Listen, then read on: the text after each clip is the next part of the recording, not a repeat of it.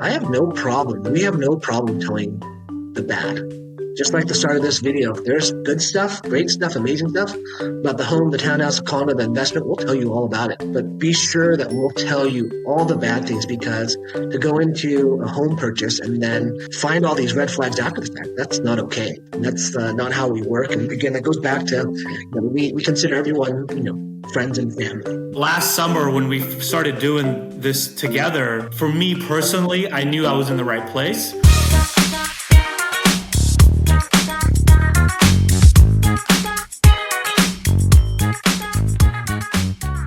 Well, this is exciting. I think I've been wanting to do this for months and months and months. And the day before we set out to do this, I had to quarantine myself. But we're going to do this how we're going to do it. I think first thing I want to talk about is just where we're at in the year.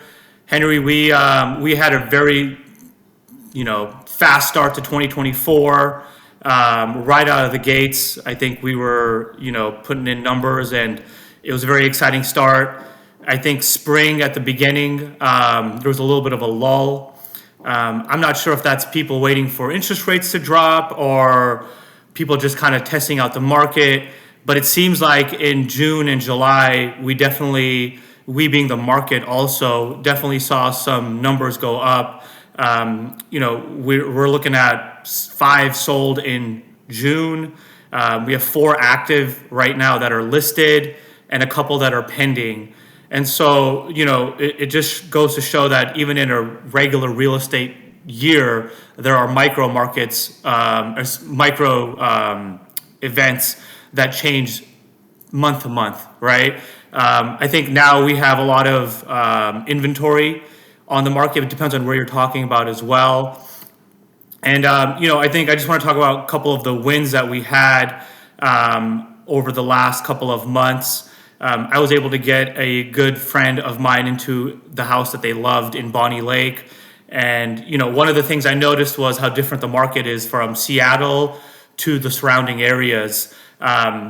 You got to be on your game in Seattle. Everything is dialed in. We have pre-inspections. The houses are turnkey ready. And in my couple of days being down in the Tacoma Puyallup Bonnie Lake area, I noticed some things were a little bit different. No pre-inspections, it's just run differently. And it's kind of, interesting to see that used to be my market. And now in Seattle, everything's dialed in, buttoned up. You really have to have your I's dotted and your T's crossed. One of the losses I had was, it's actually happening right now, and I don't really think it's a big loss. One of my buyers was scheduled to sign today to close on their house, but her husband is a truck driver, and he just happens to be in Los Angeles. And we weren't made aware of this information until yesterday. So we had to call the seller, who's a builder. Builders have their own timelines. So, I had to have egg on my face and say, hey, I apologize that I didn't know that one of my buyers was going to be out of town. But luckily, the listing agent and the seller wasn't the end of the world. And now we're closing on Friday. But it just goes to show you that you can send all the emails, have all the open communication you want, but things still sometimes fall through the cracks. And in this situation, I just had to own it. It's my job to make sure that they know when they're signing. And so we're okay, but things happen, and you just got to be able to adapt. So that's where we're at. We're doing well right now, Henry. I wanted to see if you had any wins for the last couple of months, or whatever you want to talk about. Yeah, that's a great start to this conversation, this video. I think what we're really trying to do is be transparent, both on the win side and the lose side or losing side. The reality is every deal is intricate and different, and something that takes a lot of time, energy, and resources to do right. And again, sometimes things slip through the cracks. Hopefully, they're minor. But overall, it's really, being at the forefront of all these clients, all these friends and family that we're helping out. And so, let's start with the good. We have a couple recent wins here. One was in Mount Baker neighborhood of Seattle. Had some friends looking, and they were very particular where they want to be. That was Mount Baker. We would see stuff over in Montlake. We'd see stuff in the Central District. We'd see and even talk about Queen Anne and Magnolia, some other areas. But they really focused on the area because they live there now and they love it. And so we honed on a property that they loved. We toured it. Akash toured it with them first, and then I toured it, and then we started the process. We wrote an offer and went back and forth a few times, and it didn't come together. And lo and behold, another offer came in, and that was heartbreaking for my clients, my friends, because they thought they were getting closer and closer to the finish line. Lo and behold, the buyer was from New York, and they hadn't seen it in person. They did some video tours and had friends walk through it, but after inspection, they walked away from the deal. And so we always talk about it. Opportunity knocks, and we jumped at the opportunity, re-engaged the listing agent and the buyer, excuse me, the sellers, and we slow played it. Obviously, you don't want to be too eager, and we want to get the best deal possible for our clients. And so, again, some back and forth, written, verbal communication, and at the end of the day, we saved them six figures off of the list price, and they had recently done a pretty substantial price reduction as well. And so, that was a huge win. Akash and I just met with them last week and did a walkthrough with some painters and got a bid for them to really put their touches on the home. And so it closes in August, but they are over the moon. They are a very young couple. They're a very successful couple. They're a very kind couple, and we always say it. It's one of those things where the people we work with are amazing. They're fantastic. They're just good people, and for them to get a win like this and start the next chapter of their life and to be a part of it's fantastic. So that was a really big win. Another one was in Magnolia. We have a friend, a mutual friend, and she has been renting in Ballard, and she owns another home in the North End, and she was just ready to jump back into living in a home that she owned. And so we toured off and on, probably mostly off. She's busy with work. And her son, and we were looking, in Ballard specifically because that's where she lives. She loves the walkability. She runs every day. It was a situation where that's where she wanted to be, but her son goes to school in Magnolia, and so an opportunity presented itself. We went and took a look. Similar situation. They did a price reduction very recently, and we were able to get a lot of information from the listing agent and the listing agent's assistant, and it helped us really put together an offer that we knew they were going to counter, but to start the bar low, and they started high, and we went through the song and dance, and not only did we get the price reduction on it, we got substantial closing costs as well, and so it's a huge win. So super excited about that. That closes later this month as well. So, or excuse me, in August. We're in July now, but in August. Losses right now, things that I'm not happy about. We've got four listings on the market, and um, they're great listings. The market right now, as Akash alluded to, it's getting saturated with inventory.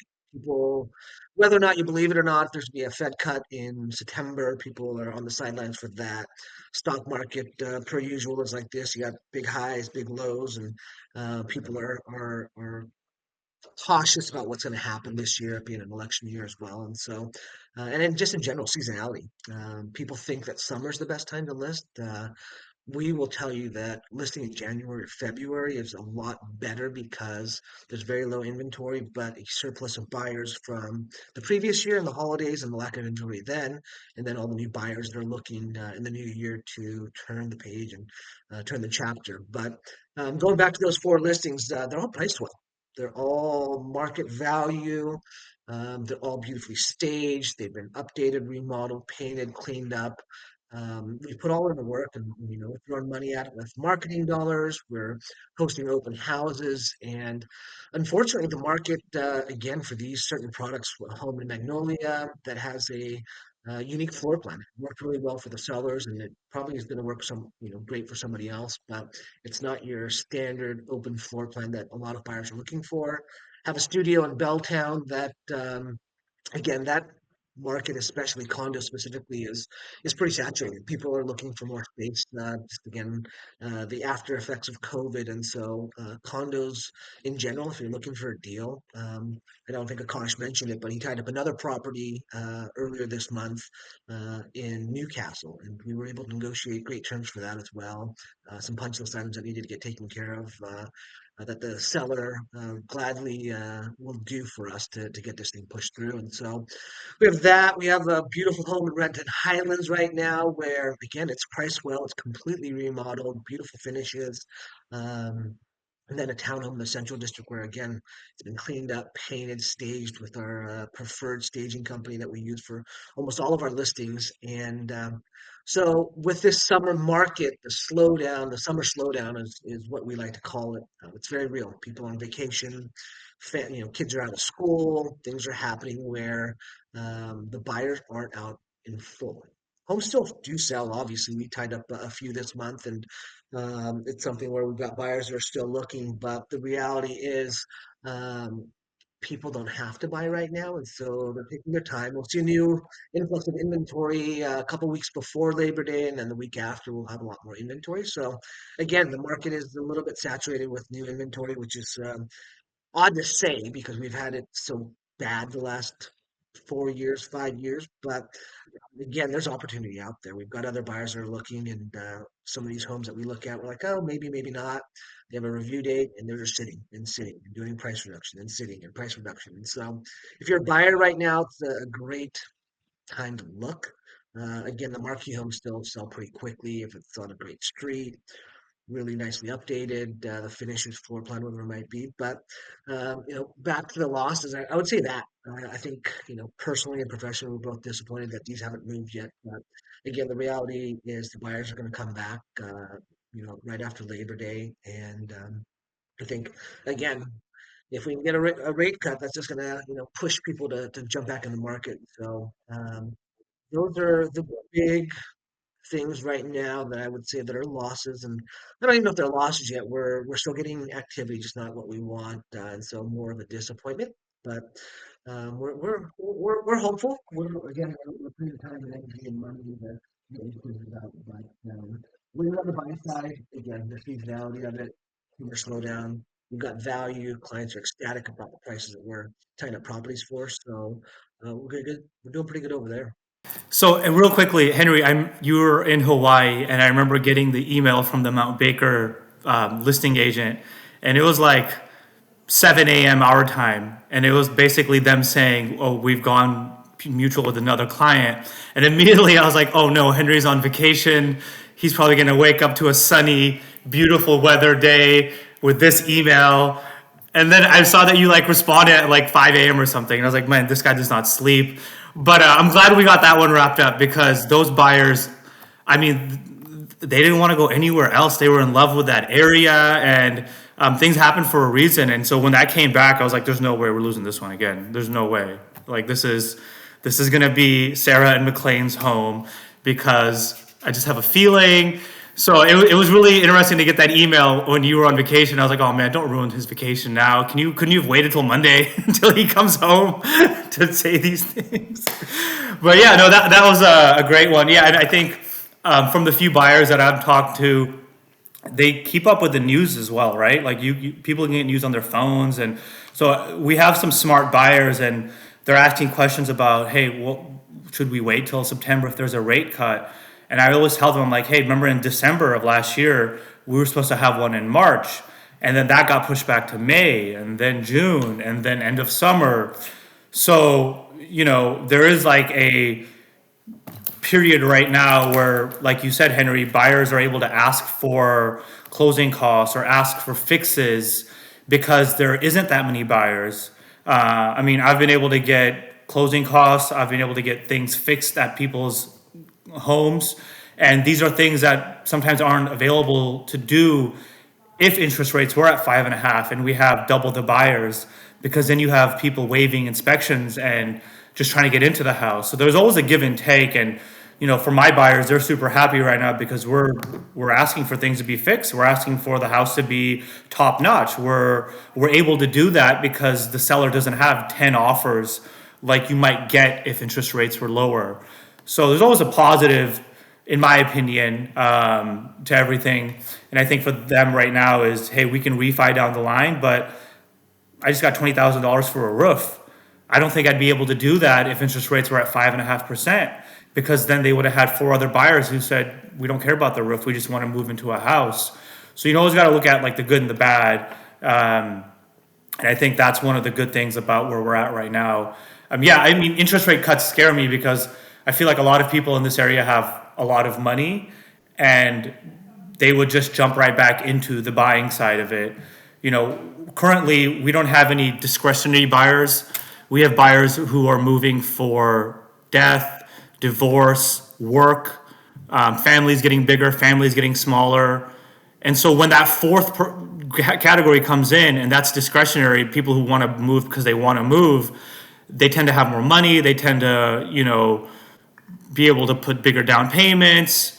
And so when that person comes back in, and that person is very rate sensitive because they don't have to move, they're only moving because it's a deal for them. When that person comes back, I feel like prices will go up because inventory, in my opinion, is one of the biggest issues in Seattle. And we have geographic reasons for that. We have, we can't just keep building. Urban sprawl is not possible here. So, in my opinion, I feel like this is a great time to get deals for buyers. And, we'll be interesting to see if we do get rate cuts in September or October. Because, like you said, Henry, the fall is usually not the busiest.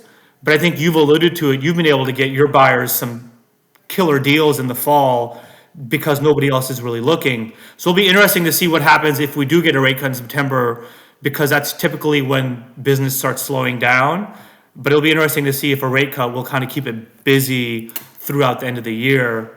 What are your thoughts on that? Yeah, I mean, like we discussed before, probably if I had to put a date on it, about 7 years ago, 6 years ago, because Seattle, Bellevue, the real estate market general in Washington, it's been gangbusters. And so again, we have the people moving for tech. All the tech companies moving to Seattle on the east side. We have the international dynamic. We have people moving, you know, from all over the world to come to Seattle and be in this beautiful area. Um, that has pushed up prices, has pushed up competition. But again, roughly about 7 years ago, I would say, that 7 years back to 10, 11 years, I mean, Q4 was my busiest quarter. We'd go out there and it'd be, shooting fish in a barrel. I mean, there's people that again had to sell, that wanted to sell, needed to move, whatever it might have been. And it really was one of those situations where, again, it's kind of like right now, obviously, not to the full extent, but we were able to go in there and just get great deals and values. Obviously, we haven't seen that here in quite a while because of the competition and lack of inventory. But I really do think it's a scenario where, no one should buy or be forced to buy, right? There's obviously situations like Akash is saying with families getting bigger, smaller, a divorce, a passing, whatever it might be. But I think for us, the situation where we're there to educate our clients, to walk them through the process, but that decision ultimately is theirs. If they need more space, they need to figure out their timeline, and if they'll, only take 7 out of their 10 boxes that need to get checked. It may be something where, again, people have money right now and they're sitting on the sidelines, and a great opportunity in a neighbor that they didn't think they can get into, or a home that's just perfect for what they want now in the future, they could jump at it. Right now, I would guess that I'm probably helping six of those types of buyers right now where they don't have to buy. They have a great home now. They have investment properties, whatever it might be, but they're just kind of sitting on the sidelines right now, waiting for the right home. And again, it's a situation where I just got a text message earlier this morning saying, "Hey, what about this place? It's the area that we want. It needs some money to make it what we want. Should we go look at it?" It's like, the answer is always yes. It takes a little bit of time, and obviously, you might get that attachment if you fall in love with something, and you never know if there's going to be a million offers or no offers on it. But the reality is to walk through a home and go through that education process of, we love X, Y, Z. Can we make this work? What's this floor plan look like? All that stuff, whether you're ready to buy now or not. It's all part of the learning curve. And so, as more inventory comes on the market, as it's kind of sitting right now, if it's not just a marquee product, a marquee home, it's a situation where that education tool, getting out there and seeing what you want, is really helpful. And so, whether that rate cut comes in or not, again, most of the clientele out there, can they afford it? They wouldn't be looking if they couldn't. Do they want to pay that much? That's a whole different story. And so, when that opportunity arises, where that perfect home in that location that you've dreamt about moving to, go look at it. I mean, at the end of the day, it's just your time, and you don't have to write an offer on the place. And if you fall in love, you fall in love, and fantastic. Let's put our best foot forward. But if not, there'll be more inventory. There's other clients right now that are looking, and they're just like, I don't like anything I'm seeing. I'm just looking to look. That's okay too, right? We get it. There's an expectation of what you can afford and what you want to buy, but there'll be more inventory coming on. There's no doubt about that. I mean, Akash and I right now are working on three remodels, and then we've got two new construction that we'll be putting on the market later excuse me, in August and September, another home in September that we'll be putting on, and we've got lots of clients that are talking to us right now of, hey, what's our next step? Should we rent it out? Should we sell it? Should we move the money somewhere else? What's the best plan of attack? And so, again, if you're a buyer, don't rush. Akash and I, we're not wrong. There's inventory that's sitting that's a value right now. It may not be perfect, but it's a value. So if you see that as being upside, if it looks great, it's good enough and you know you can fix it up and remodel it or be comfortable living here for now and then do a remodel in 3 or 4 years when you save a little bit more money, fantastic, go for it. If you don't see what you like, sit on the sidelines, wait, find that right place and don't rush the process, because again, there'll always be more homes coming on the market. And again, there'll be waves of new buyers, there'll be quiet months, there'll be quiet weeks where, wow, there's no one showing up to our listing, or hey, wow, we went to the open house and there's no one else there but us. So it's that situation where for your timing, right? The market's the market, Kosh mentioned, and every lender and a lot of real estate agents will tell you the same thing. Like, go ahead and buy the home, date the rate, refinance down the road. Easier said than done. You still need to find that home that is for you. It's for you and your partner. It's for you and your kids. It's an investment property. So, stay patient. There's a great opportunity. Again, if you've waited for a long time and you haven't seen anything else, jump at it. But um, for us, we've got yeah, seven, 8 listings in the pipeline right now, and that's just all within the last 2 to 4 weeks that we've gotten these calls for. And so, um, you know, we will have new inventory coming out. That we've got tons of buyers right now that are again sitting on the sidelines. Some that are looking more often than not, but the market's always going to move. It doesn't matter if we're in a recession.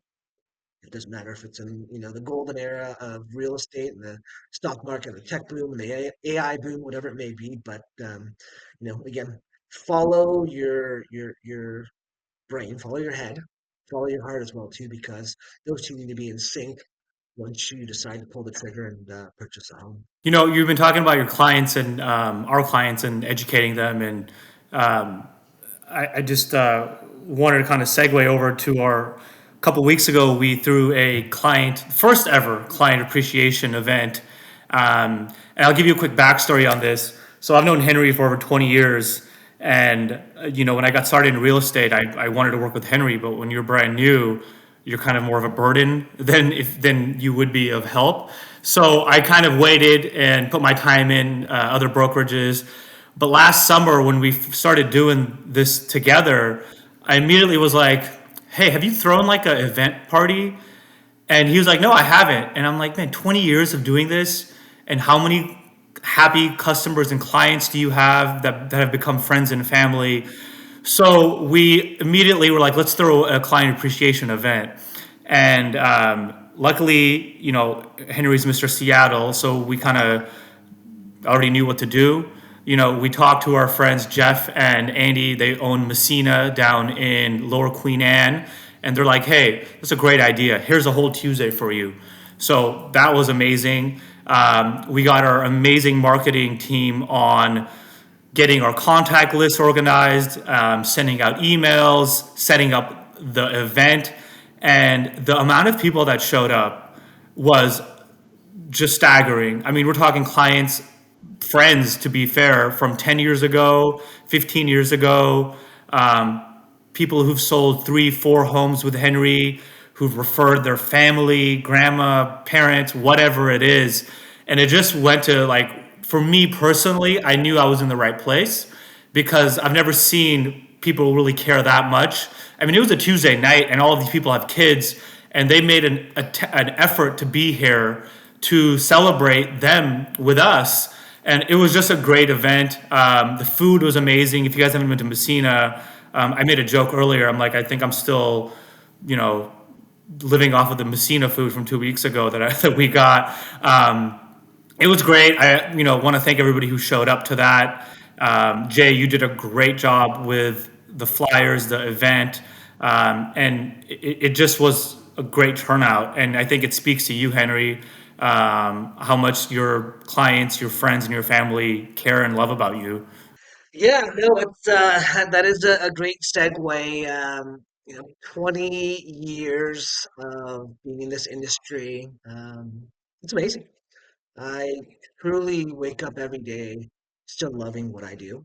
I am so thankful for the people in my life that have trusted me when I was brand new, and when I didn't know what I was doing, to walk the line with me and to give me an opportunity. And so that it was funny. This is the smallest thing ever, and it's probably boring, so you can fast forward through it. But at first, this was called a client appreciation.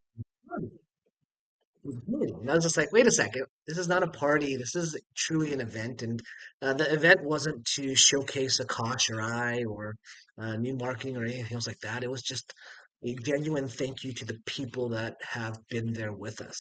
Um, I had clients, we invited clients there that after me, they used somebody else, and that's okay. They were part of that learning curve and to teach me and to give me that opportunity. There were people that were there that I didn't know and have become friends of mine. I mean, like most clients, they all become friends because they open their doors. We open the doors for them to their new home, and they tell us their, you know, secrets and their stories and their excitement of, family expanding or the turmoil of going through this process or work and jobs and careers. It's something where we were just overwhelmed. It was one of those situations where, candidly, I don't think I talked to everybody there, even though I tried to. But one person would come up and say hi and congratulations. Yeah, and they would congratulate us on this new venture and this partnership and this new branding. And someone would else come right behind them, and then another person, and then another person. And I was fortunate enough to have my parents and brother there as well too. And I don't actually think I talked to my brother for more than 15 seconds, hung out with my parents for a little bit. But um, again, it's the people that we love, the people that we care about, the people that, again, brought us to where we're at now. And it truly was one of those things where, you take a step back and you see what you've done, what you've created, and the people that have been on that journey with you. And to see the love and the admiration, the positive affirmation that you get from these people, it's truly one of those situations where, I was speechless. I talk so much and I always want to get the last word in and everything else like that. But just to see the outpouring of love from people that you care about, people that have had such a effect on you and vice versa, to come out in droves and just to enjoy it was great. It was not to get referrals. It wasn't to toot our own horn or anything like that. It was just an appreciation. And you know while we're giving shout outs, it's Jeff and Andy and Ben that own Messina in Lower Queen Anne. We love them. And then we had Dwayne Lockett and Jim DeMarco over at CMG Home Loans. They were co-hosts with that. Dwayne and I go back just as far, maybe a year or two more than where Akash and I are at. And he's been my preferred lender for 2 decades. He's my friend. He was my friend before. He's a better friend now. And the reason why we work with Dwayne so often is because he does what he does as a lender, like we do as real estate brokers. He actually cares. He has a family, and he'll still pick up his phone call. He'll text you back. He'll send you an email in the middle of the night because he wants to make sure that your questions are answered. And so it's that situation where, not to go on a little tangent here, but it's the way that we work. It's the way that we do what we do in real estate is because it's all organic. We do it because we want to, not because we have to. Our clients are all friends. They're all family members of those friends. They're all referrals and coworkers and people that there's a genuine connection to. And that makes what we do and what we call a career so much fun. I genuinely could not ask for a better path for me to grow than being a real estate broker because I get to do what I love. I get to see people every single day, tour homes, talk to them, help them out of a bad situation, get them into a good situation, to be step by step with them when we go tour homes and we see different things that they think they'll love, and I'll walk them through it and say, nope, this is going to cost you way too much. This is going to be a lot of work. We actually know XYZ in the neighborhood, and this is not a good idea. I have no problem. We have no problem telling the bad. Just like the start of this video, if there's good stuff, great stuff, amazing stuff about the home, the townhouse, the condo, the investment, we'll tell you all about it. But be sure that we'll tell you all the bad things because to go into a home purchase and then find all these red flags after the fact, that's not okay. That's not how we work. And again, that goes back to, we consider everyone, friends and family. You are our clients on paper, but the reality is you're people that we care about, that we love, and we would never put anyone in a situation that they couldn't handle or they wouldn't know what they're getting into beforehand. But again, that was a very, very long pivot on my end. Back to the event. Yeah, it was wild. It was one of those things where, again, 20 years of friends, of clients, of family, of referrals that have become those friends and family. Um, it was just an outpouring of love, and the event space was beautiful. The staff was fantastic. The food was delicious. I had so many people come up to me and say that they love the food. Working with Dwayne and Jimmy to help host this, it was truly one of those things where I've never done one individually on my own.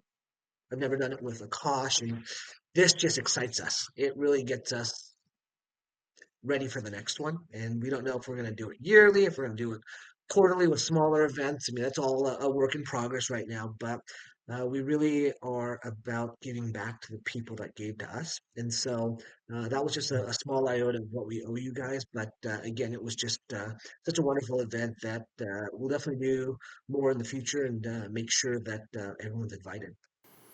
Speaking of giving back to us, our favorite sports team here, the Seattle Mariners. I see you're a fan, Henry, just a little bit. Um, I would be remiss if I didn't talk about the Mariners actually making some trades. And if you guys don't know, another reason that I love working with Henry is he's a baseball fan, and it's hard to find us baseball fans in the Pacific Northwest. Baseball in general, right? Like it's a very hate or love sport, and I've been a Mariners fan since they made the playoffs the one time 20 years ago. But we recently have been excited about a possibility of making the playoffs. And, Henry and I talk real estate all the time, but a constant thread that we have kind of going is like the Mariners. And, basically before you'd go to T-Mobile or Safeco and you'd enjoy the stadium, right? Or the company. And I think I've been to games where I don't even know what was going on the field. You're in the beer garden, or you're over here, or you're talking shop. And it's been kind of interesting and exciting for the last couple of years to actually have, what are we, almost in August, Henry, and we're talking about baseball. Usually like middle of June, you're like, they're 20 games out next season. But we're actually really, we did something. We made some trades, and I'm excited, genuinely excited to see where that takes us. And I think we'll, if we can integrate any of our events at T-Mobile Park, I think that would be great because it's a great place to talk, and now we can actually watch a good product on the field. So what are your thoughts about that? I know you're a baseball fan. I think I want to tell everybody those are all signed jerseys too back there. They're not just hanging. So Henry's a bigger baseball fan than most. Yeah, go Mariners. Yeah, no, it's I've been a diehard Mariners fan ever since the Kingdom, ever since I was a kid. I mean, I'm a tried and true Seattleite. I've lived here 99.9% of my life. I was born in Korea, but I moved over here in 6 months, and I have taken love of all things Seattle, whether it's the outdoors, whether it's going to UW, whether it's the people. Um, but I am a giant homer for the Mariners. I love the Seahawks. I love the Sonics. Can't wait till they come back. Kraken season ticket holder. I mean, the Dogs love them. Akash and I were both at the championship game last year. Jed Fish, shout out to you. The 15th ranked recruiting class this year. We love that. We love the Dogs. Uh-huh. And so again, all things Seattle. I love it. I love being on the water. I love golfing. You know, for me, though, the Mariners have a very, very big place in my heart because growing up, we weren't rich. I mean, we say we're poor, lower middle class for big chunks of our life. Well, my parents always found a way for us to go to Mariners games, and so I love the Mariners. I'm not gonna lie, I'm 42 years old, and I was on eBay last night looking for the Ken Griffey Jr. rookie card in a graded 10. And so again, nostalgic value, whatever it might be. Griffey right there, Hall of Famer. You got Felix, Eacher is around the corner over there. Got lots of other Seattle sports memorabilia. But this year, current events. Uh, again, I hated the season. I think we got so cheap with what we did and trading away players with rookies or with minor leaguers to just dump salary. I thought that was just so idiotic because we all knew, or at least I knew, that we had a phenomenal pitching staff, but we just had no bats. Safeco plays a little different. The water being next to Lake Union and The the Marine Lair. ocean. That The there we go, Marine marine there. Lair. That analysts talk about. We don't have bats. We can't cultivate bats through our minors. It hasn't worked out. But this offseason, I mean, we got cheap. That's what our management does. Sadly, that's what ownership does. Depoto actually has put together a phenomenal roster and minor league team, but he's been handcuffed with not having the money to pull the trigger on some big guys. And so I, like many Mariners diehards, was very disappointed in our offseason, especially what we could have had last year, what we had 2 years ago with the first playoff win in a decade plus. It was one of those scenarios where we were expecting so much, and it didn't look good. Didn't look good right off the gate. We were stumbling. Obviously, we got Houston and Texas. Texas just won the World Series last year. I think we are one of two teams. I should know this, but I think two teams that haven't been to the World Series yet. And that's gross. That's terrible. But um, we started off slow, but then our pitching staff just hit on all cylinders, and we were in every single game. And lo and behold, we're 10 games up on the Houston Astros, and everyone's just gung ho.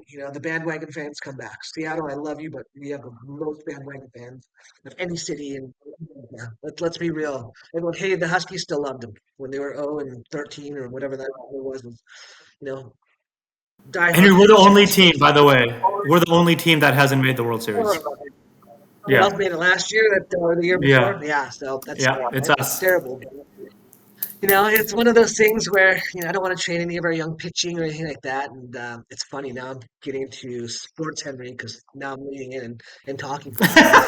But it's a funny dynamic. I Keep love it it. running. Yeah, and so coming into the trade deadline, which was yesterday, I refreshed every single sports page at least 100 times. I wanted to see what our next move was on Twitter. All day I was an appointment. I looked into Twitter, see what happened. This and that. But this past week we got Randy. I can't even say his last name right now, but A from Tampa Rosarena. Bay. See, again, not so good at English language or Spanish right now. But we got him, and he's a bopper. Everyone's like, "Why would you pick this guy up? He has a 218 batting average, but he's been heating up. He's been phenomenal the last few years in the playoffs. He's always just a strong bat, charismatic guy. I was like, fantastic. What's next? What's next? Then we go and pick up Yamil Garcia. It's like, okay, great, Himi. awesome, love this too. Relief pitcher, Hamil, yeah, sorry, in from the Blue Jays. We don't really give up anything to get him, even though all the other trades that went through, people were overpaying for relief pitching. Then we grab Justin Turner, and okay, he's older. I think he may be the oldest position player in baseball He's right now, exactly my starting. age. He's 39. He's old. Old. He's old. But he's again old all-star player. I think he has two under his belt. Can play first and third and DH. So cool. And he's been heating up too. We love that. We And love he that. doesn't strike out. Um, Strikeout, high OBP, which is great. And then we ended up actually after the Jamil Garcia trade, we ended up trading Stenik, and I think that was a salary dump just because again, Oh, and a lottery ticket, but did that. And then yesterday we go in and grab an ex-Mariner that we traded away, I think to Oakland, JT something again, can't remember his I name. can't pronounce his But last name. yeah, but did that, and again, overall, great trade deadline. I was really, really looking for Yandy Diaz from Tampa Bay again. I was looking at Isaac Paredes, the third baseman. Didn't get them. Luckily, um, with Yandy, he was supposed to go to Houston or the Yankees, New York, but neither got them, so that's great. Again, it's one of those things where it's a situation where I want the Mariners to succeed. I want to go to a World Series. I will buy every playoff ticket I can to go, as I have done in the past. And again, it's just a situation where yesterday was exciting. We need to probably trade one of our pitchers, which I hate because I love our staff. I love that we have a starting five that is probably the best in the majors on any given week. We've got some, cannons like Hancock in the minors that are a great six, and he's going to be good too. And so, again, yesterday was really fun for me. My two favorite sports days of the year is the NFL draft and the Major League trade deadline. And so yesterday was fat kid in a candy store.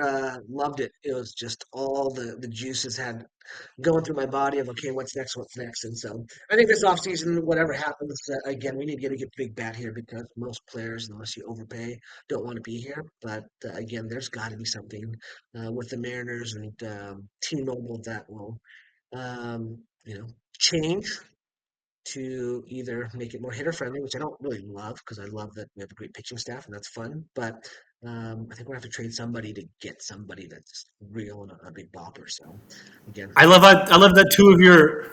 Hey Henry, I love that two of your favorite sports days are days when there's not a game being played. But that's neither here or there. That just shows to go. That just goes to show your fandom because yeah, I love those 2 days as well. I think it was 3 p.m. our time and 2:55. I'm like, refresh, refresh, refresh. And then you're like following all of these sports people. I'm like, Jeff Passan, did we get a trade? Softy, did we trade somebody? Hurry up. Like, And then at 3 o'clock, I was like, okay, we made some moves and we've been, I think, so conditioned to the Mariners ownership, John Stanton at John Stanton. Please, Jay, tag John Stanton in this part of the video of not doing anything. And by extension, that means that Jerry Dipoto can't do much either, right? But I think this year, because we did take on salary too, right? Like these guys aren't nothings, the salaries that we're taking on. And Randy Rosarena being here for another 2 years, I love that. We didn't really lose any of our pitchers. We didn't lose any top 10 prospects. So I think he did a lot with what was available to him. And now we just got to play. If the other guys can start hitting their baseball card numbers, I don't even need them to be all stars. Just do what you've been doing. I think this looks good. We got to keep our pitching, and I'm very excited. I think we could just do a weekly podcast on the Mariners between the two of us. I don't know, if that's what Jay signed up for, but I could talk baseball all day, every day. But other than that, I think we set out what we wanted to do here. We talked about the current market, our wins and losses. We talked about the client appreciation party event, excuse me, that we just had 2 weeks ago. And this is something that Henry and I want to do.